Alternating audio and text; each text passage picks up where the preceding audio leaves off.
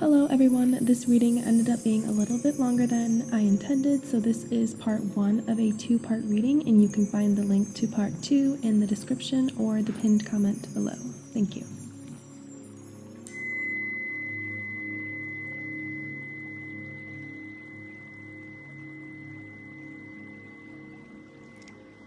Hello and welcome to Cosmic Connections. This is a place for you to awaken your own inner knowings as well as to rediscover your own inner magic.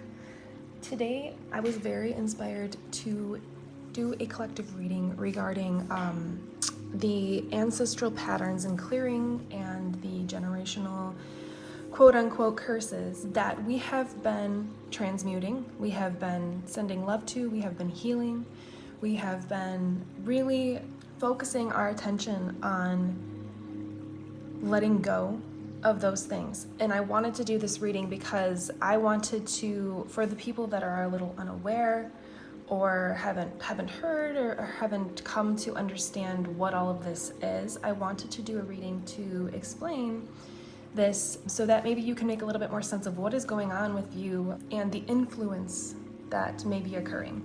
So I've pulled a couple cards here already, as well as the fortune. And so I've got a pretty good energy check. If you're interested, you will probably have been drawn to either the thumbnail, the title, or just the channel and the video itself. But if you would like an energy check first, when I was connecting with my light team and all of the entities and energies of light that I connect with to do these readings as well as yours, I saw a jungle. And my vision was like, in like a movie, how they would portray someone kind of like passing out, you know, especially if you were in the jungle and you were dehydrated and thirsty and you were unable to stay conscious, kind of like how they would portray that vision of passing out. So kind of like dizzy, glitchy vision. And so that's very prevalent because it's like you have been lost in the forest. It feels like you have been lost in the forest of your mind, and it's been really blurry and it's been glitchy and it's been like that unclear vision. And so that's why I've got as well this selenite stick here and the incense burning, because I am intending to not only provide some information to help you understand what's going on, but also some actual energy healing during this reading. So let's just get into the reading here. I pulled the Lost card, the Avalon card, and this is all from the Dragon Wisdom, and then the Ocean, the King, the Dragon King card. So right now already, the energy is showing that you are a soul that has come here. And let me actually bring in your fortune as well, because it's going to connect. It says, many receive advice, only the wise profit by it. And then there's some lucky numbers here if any of these are energy checks at all or relate to you or resonate. There's number 40, 2, 11, 19, 20, and 25. So you are a soul that has come here to do just this, to experience these patterns within your outer world and within your inner world, meaning your mind, that are conditioned and were put onto you, whether it be taught or ancestral in your own DNA and way of thinking and being. You have come here to be one of the wise souls that are going to not neglect that part of yourself. You're here to not deal with it. That's not the energy that this channel really supports and provides.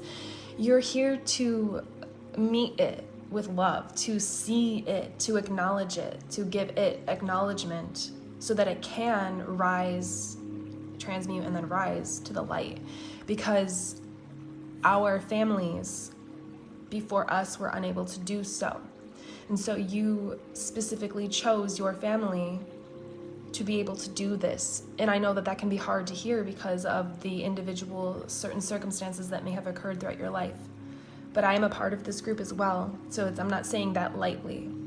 But you did come here and you chose this family specifically to okay, for some reason I'm hearing negate the bloodline, which what they mean, what is coming through, what that means is to negate all of the negative, let's, list the fear mentality, the imposter syndrome, the lack mentality, the kind of thinking that keeps you in an energetic, like stuck, frozen place, or prevents you from doing anything at all, prevents you from acting at all. And so you're here to not only clear out, meet those kind of energies with love and clear them out and send them to the light, but you're also here to meet the energies of maybe even, I'm hearing darkness. So even further darkness. This is going to be, like I said, everybody's situation is going to be a little bit different. But whatever your darkness is, you're here to acknowledge it, send it love, and then let it surface to the light. And so many receive advice, only the wise profit by it. That means that you're going to be I'm hearing rule breaker.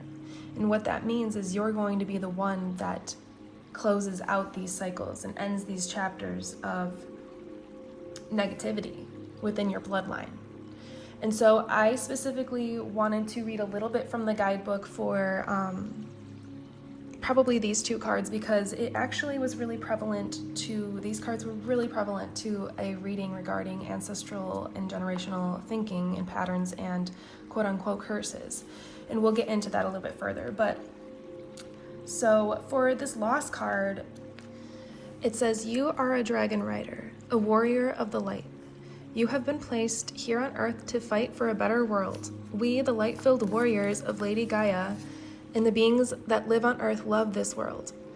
We stand up for love and light because they are wonderful, and yet they could be lost deep within us. We have the knowledge that we are ready to connect once again with the power of dragons and unicorns. It is our nature to protect and preserve. Be aware that our earth is a paradise to be reconquered with your help. Focus on what is valuable, on what could be lost, on love, on wonderful and divine creation, and on the natural world here on earth. Do whatever is in your power to protect nature, including your own natural environment.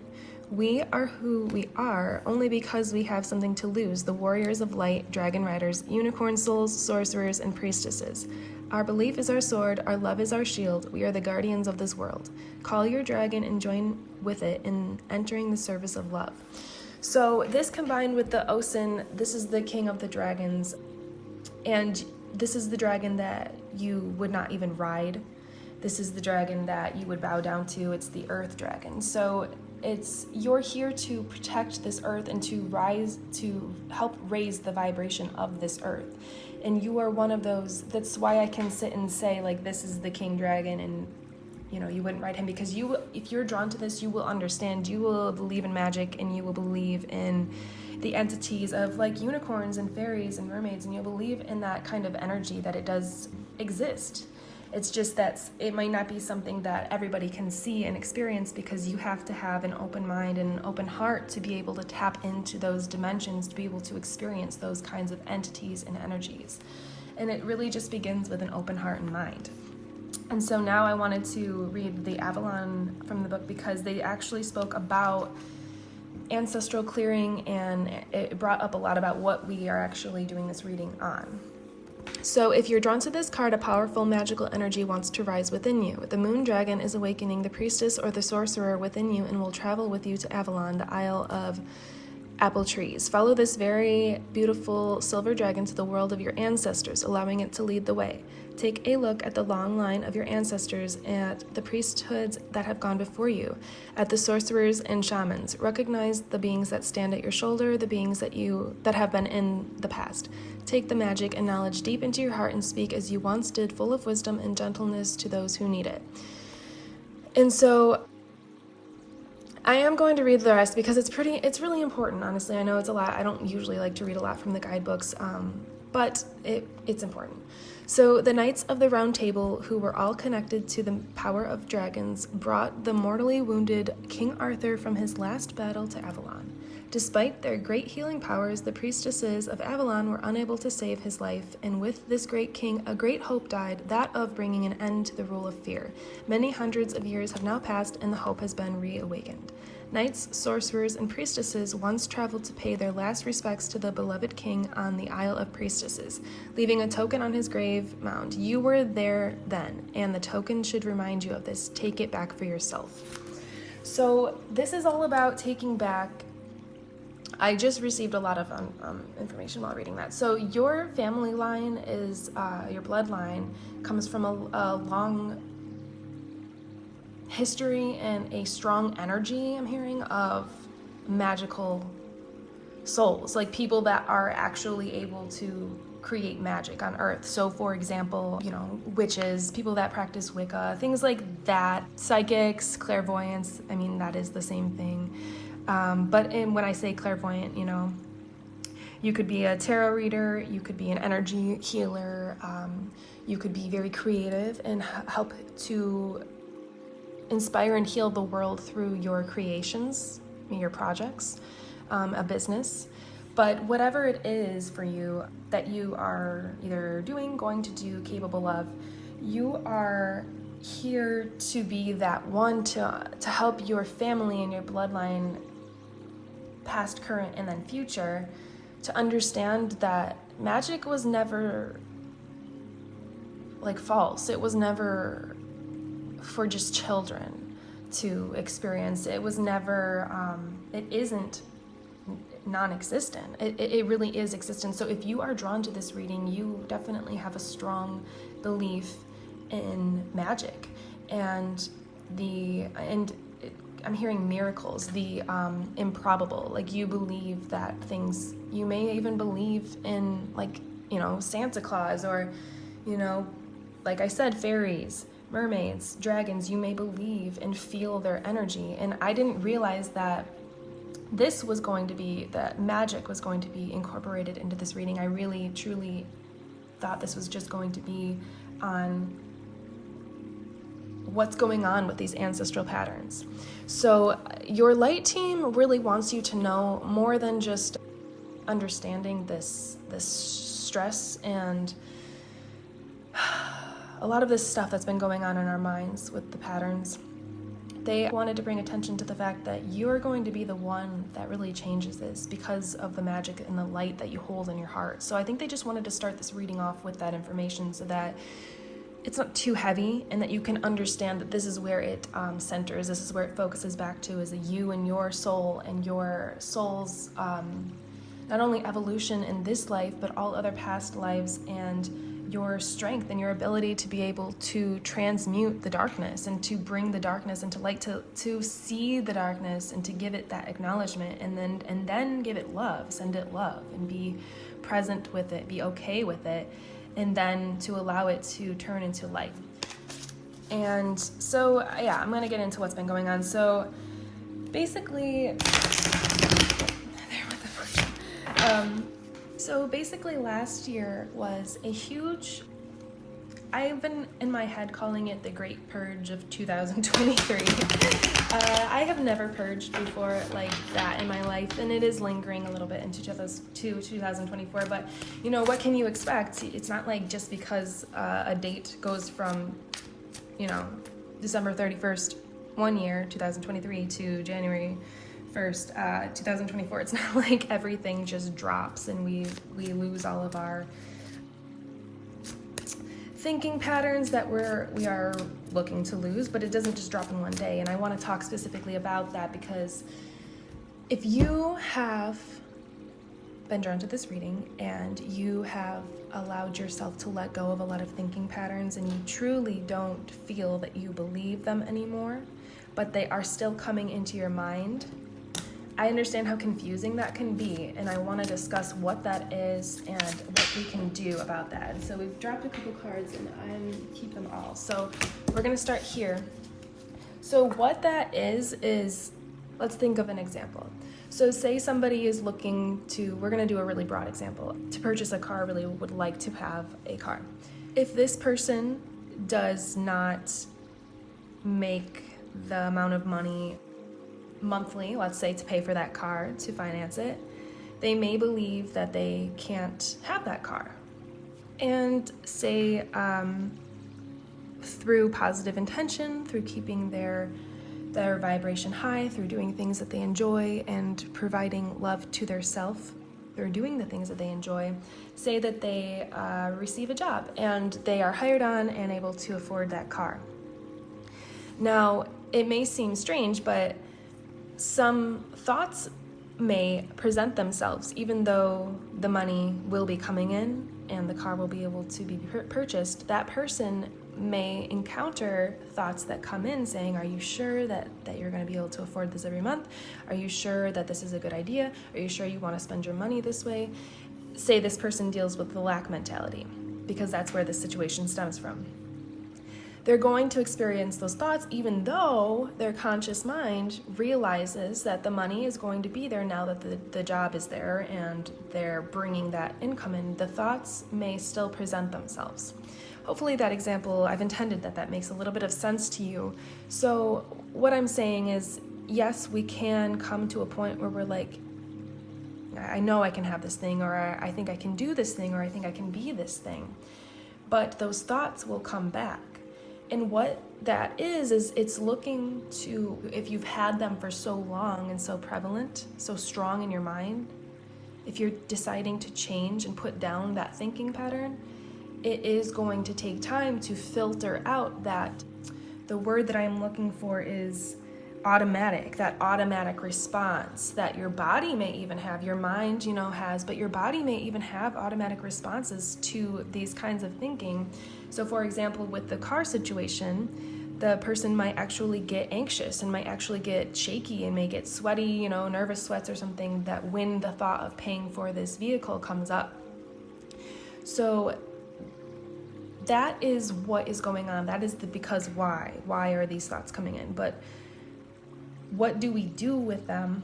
I'm going to discuss more as we pull these cards. So we have the Queen of Cups reversed. We have the Moon, the Page of Swords reversed, Queen of Pentacles reversed, and the Five of Swords reversed. Okay, so we're gonna check in and see which cards are gonna stay upright and which are gonna flip. Okay, so this is the only one that's getting flipped. So this is a lot of past energy right here.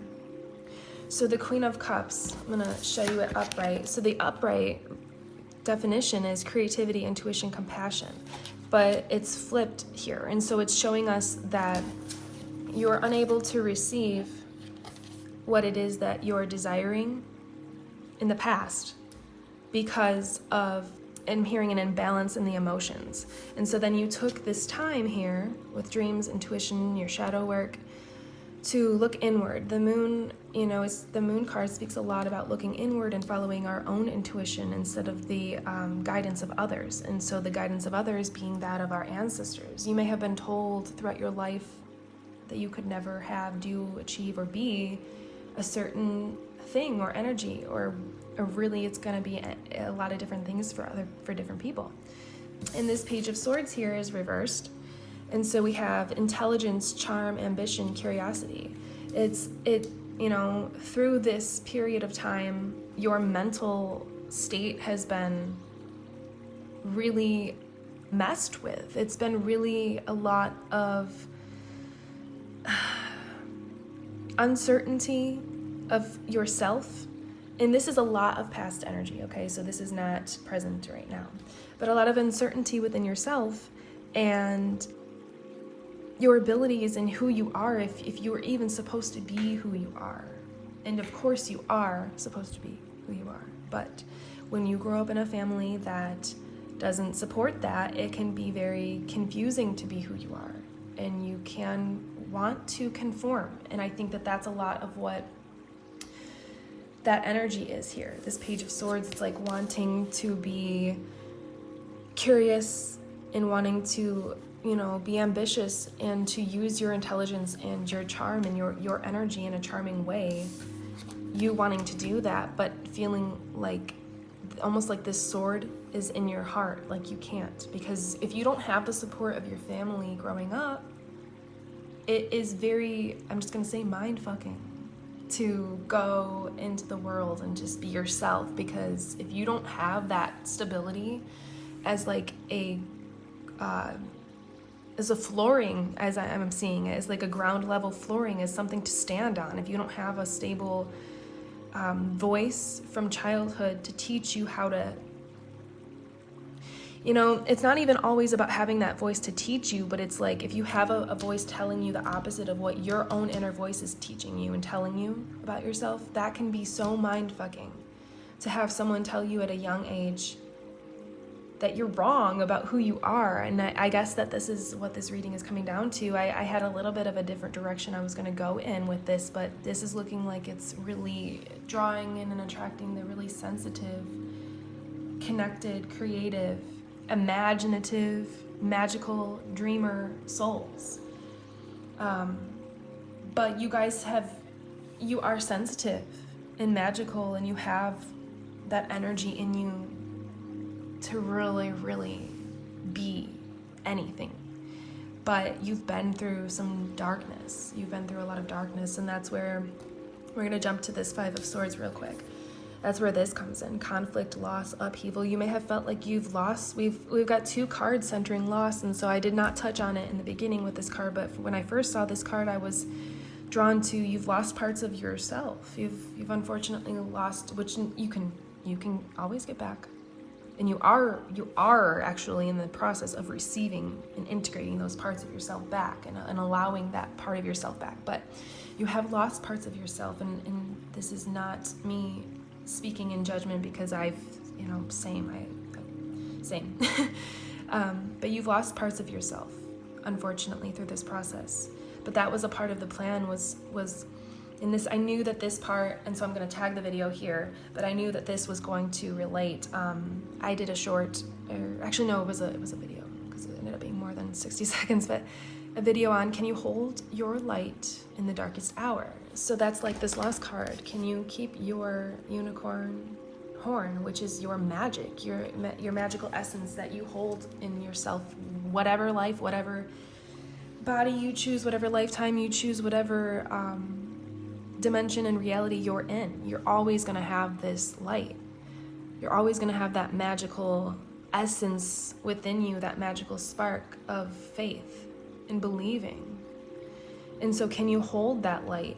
Can you believe that that is real when you are here in this dimension on Earth with a lot of humans that don't believe in things like magic? Can you hold that throughout your childhood, throughout your teenage years, throughout your younger adult years, and throughout the rest of your adult life? Can you hold that light?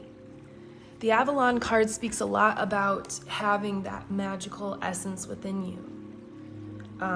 Holding that magic within you. It's not within this lifetime, it's in your soul. It's an imprint. It's like a fingerprint on your soul. It's like a magical fingerprint on your soul that only you can bring that essence to whatever realm and dimension and planet in lifetime that you're in. You're the only one that can bring that magical essence. And you just so happen to choose Earth this time around. You just happen to choose that you wanted to help this planet. And that's what this Ocean card speaks on. It's the king of the dragons, the Earth dragon.